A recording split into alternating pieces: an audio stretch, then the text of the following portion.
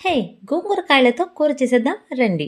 వీటినైతే first నేను clean చేసుకున్నానండి శుభ్రంగా. క్లీన్ చేసిన తర్వాత ఈ వీడియోలో కనిపిస్తున్నట్టుగా పింక్ కలర్ పల్ప్ ఉంటుంది కదా! అది మాత్రమే మనకి యూజ్ అవుతుంది.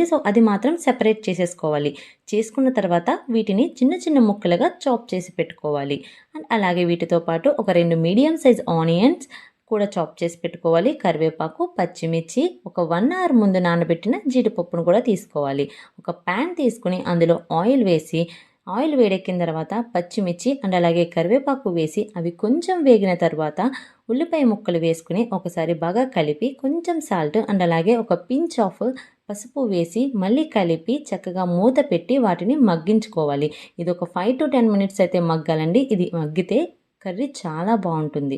ఇట్లా మగ్గిన తర్వాత మనం ఆల్రెడీ నానబెట్టి పెట్టుకున్న జీడిపప్పు అండ్ అలాగే చాప్ చేసి పెట్టుకున్న గోంగూర కాయలు ఉంది కదా, అది కూడా వేసేసి చక్కగా ఒకసారి కలిపేసి మనం మూత పెట్టుకోవాలి. మూత పెట్టుకుని ఎక్కువసేపు అవసరం లేదు, ఒక 2 నిమిషాలు మగ్గితే చాలు. ఆ గోంగూరది ఉంది కదా, అది మొత్తం కర్రీలో మెత్తగా స్మాష్ అయిపోయినట్టు అయిపోతుంది. అప్పుడు ఇంకొంచెం టేస్ట్కి సరిపడా సాల్ట్ అండ్ అలాగే కారం, పచ్చిమిర్చి ఎంత వేసుకుంటే కూర అంత టేస్టీగా ఉంటుంది. అలానే మరీ ఎక్కువ వేసుకోవద్దు, రుచికి సరిపడా వేసుకోండి. కొంచెం వాటర్ వేసి మరీ సిమ్లో అవసరం లేదు, మీడియం ఫ్లేమ్లో పెట్టి మంచిగా ఒక 5-10 మినిట్స్ పాటు మగ్గనివ్వాలండి కూరని.